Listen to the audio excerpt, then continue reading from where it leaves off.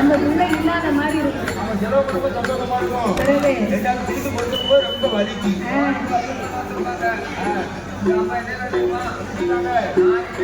போய் சரி உட்காந்துக்கிடுவா. எல்லாமே வீட்டில் பிள்ளைகள் இருக்கும். இந்த குழுக்காரன் இருக்கும். அம்மாவா எங்கள் அப்பாவை கூப்பிடுவாங்க. அம்மா பேர் கேட்பாங்க. எங்கள் அம்மா அப்பா வெளியூருக்கு போயிட்டாங்கன்றுங்க. ஊருக்கு போயிட்டாங்கன்னு சொல்லி 1 வாரம் 2 வாரம் பார்ப்பாங்க. மூணாவது வாரம் சாக்கியமாக பிடிச்சிருவாங்க. அதுதானே தான் பிடிக்க மாட்டேதான் பல ஒரு நாள் மாட்டிக்கிடுவான். அத மாதிரி மண் உலகிலே மனிதர்களை எல்லாம் ஆண்டவன் ஏன் படைத்தார் தெரியுமா? நாமல் அனைவர்களுமே இப்பூமியிலே உட்கார்ந்து ஒற்றுமையாகவே வாழ வேண்டும் என்று ஆண்டவன் நாமளுக்காகவே இந்த உலகத்தை படைத்து இறைவனாகிய சிவபெருமானை அன்றாடம் அடிபணிந்து வணங்குவதற்காக நித்தமும் செத்து பிழைக்கும் மாநிலம் அழுத்தலாகப்பட்ட நாமலை படைத்து சிவனுடைய வடிவத்திலே ஆண்களையும் சிவசக்தி இருக்காலே இந்த முத்தாரம்மா மாரியம்மா இந்த அம்மாவுடைய வடிவத்திலே நாமளை 10 மாதம் சுமந்து பெற்று எடுத்த தாய்மார்களையும் படைத்து ஆனன்றும் பெண்ணென்றும் ஆண்டவன் அகில உலகத்தையே உண்டு பண்ணினார். இந்த மாநில மக்களுக்கு நமக்கெல்லாம் ஆண்டவன் 6 அறிவை கொடுத்தார். 8 உடம்பை படைத்தார். 9 தத்துவத்தை கொடுத்தார். மனிதர்களுக்கு 3 ஆசையை படைத்தார். 3 ஆசைனா மன ஆசை, பொன் ஆசை, பெண் ஆசை. மன ஆசை, பொன் ஆசை, பெண் ஆசைனா இந்த 3 ஆசையும் இருந்தால்தான் அவன் மனிதன். 3 ஆசையும் இல்லை என்றால் அவன் முனிவன். ஒரு மண்ணை பார்த்த உடனே இடம் வாங்கிடுவோமா, வீடு வாங்கிடுவோமா, தோப்பு வாங்கிடுவோமா அப்படின்னு ஆசை வருது பார்த்தீங்களா? அந்த காலம் வீடு கட்டினாங்கன்னா அந்த வீட்டுக்குள்ள போகணும்னா 3 படி கீழே இறங்கி அதுக்கு பிறகு உள்ள போகணும். அதான் அந்த கால வீடு. இப்ப உள்ள வீடு அப்படியா இருக்கு? இப்ப வாசல் படிக்கனா தலைவாசல் அங்க இருக்கு. ஆமா, 12 படி 8 படிக்கு மேல இருக்கு. எல்லாம் எதுக்கு? இந்த தெருவுல உள்ள இடத்தை அவ பிடிச்சு கொடுத்தாளா? தெருவுக்கு இடம் போடாம அவளுக்கு சொந்தமா இருக்கட்டுமே. தலைவாசல் அங்க இருந்து வாசல் படி இங்க இருக்கு. இதைத்தான் மண் ஆசை என்பார்கள். 2வது ஆசை பொன்னாசை. பொன்னாசைனா என்ன தெரியுமா? இப்ப நம்ம முத்தாரம்மா கோவில் கொடை நடந்து பார்த்தியா? கூட்டம் எல்லாம் தாய்மார்கள் எல்லாம் அம்மாவை சாமி கும்பிடுவதற்கு வருவாங்க. அப்ப வரக்கூடிய தாய்மார்கள் முதலாவது சாமியை கும்பிடுவார். அது ஒரு பக்கம் இருந்தாலும் அந்த உடனே இந்த கண்ணுல இருந்து எங்க போகும் தெரியுமா? அம்மா முதல்ல என்ன பட்டுச்சேலை கட்டியிருக்கா, அவ என்ன கலர்ல கட்டியிருக்கா, முதலாவது சேலைய பார்ப்பா. 2வது கண்ணு எங்க போகும் தெரியுமா? அம்மா கழுத்துல என்ன நகை போட்டிருக்கா, அம்மா என்ன டிசைன்ல போட்டிருக்கா, அந்த மாதிரி நம்ம வாங்கலாமா அப்படின்னு 2வது அந்த நகையத்தான் பார்க்க வைக்கணும். பார்த்துட்டு வந்து சும்மா இருப்பாங்க. வீட்டுக்கார கூப்பிட்டு சொல்லுவா, என்னங்க நான் முத்தாரியை பார்க்க போயிருந்தேன். அம்மாவுக்கு போட்டிருக்காங்க நகை கழுத்துல இருந்து அடிவயத்து வரைக்கும் போட்டிருக்காங்க. அதே மாதிரி அடுத்த வருஷத்துல எனக்கு ஒரு செய்தி வேணும்.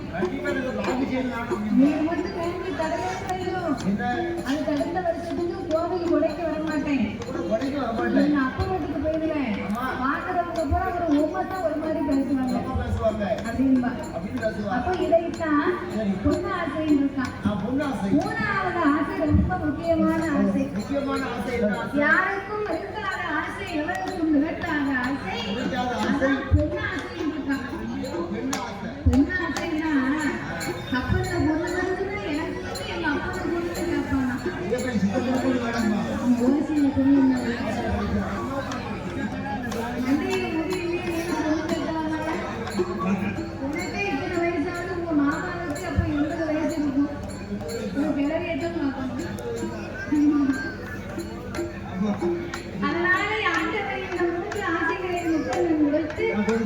பூலகத்திலே மரம், செடி, கொடி, பயிர், புல் பூண்டு, இலை, தாவரங்களோடு ஆடு மாடு தங்குதனையும் படைத்து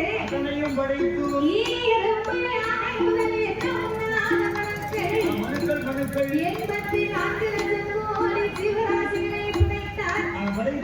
அப்படியே உலகத்தை படைத்தார் மட்டும் போதுமா? மக்களுக்கெல்லாம் வழி இல்லாமல் வழியாக்க வேண்டுமென்று ஆண்டவனை வினவாதனை படியிலிருந்து வருகின்றார் தெரியுமா? நாரதனை எடுத்து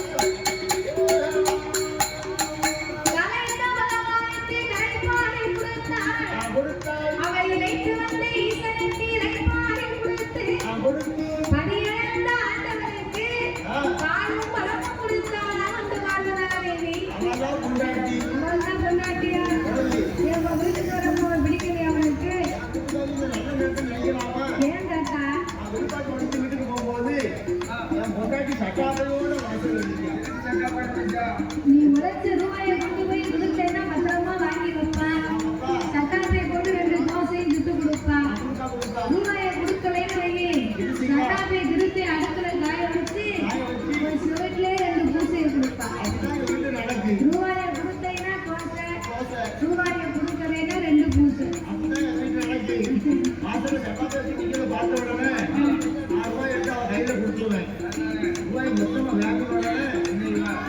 கண்ணை காட்டுவாரா? அவன் சோத்தை பொங்கி வைக்கும்போது உனக்கு திங்கும் போது எப்படி இருக்கு? நீ உன் கண்ணை காட்டுத்தானே செய்யற?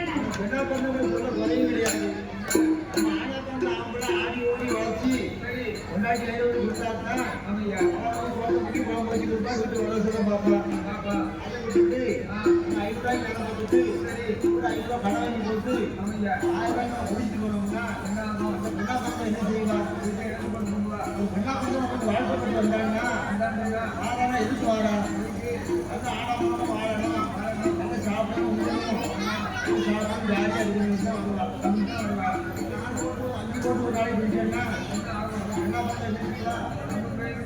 மண்ணடியா தின்பா போட்டாலும் சாப்பிடலாம்.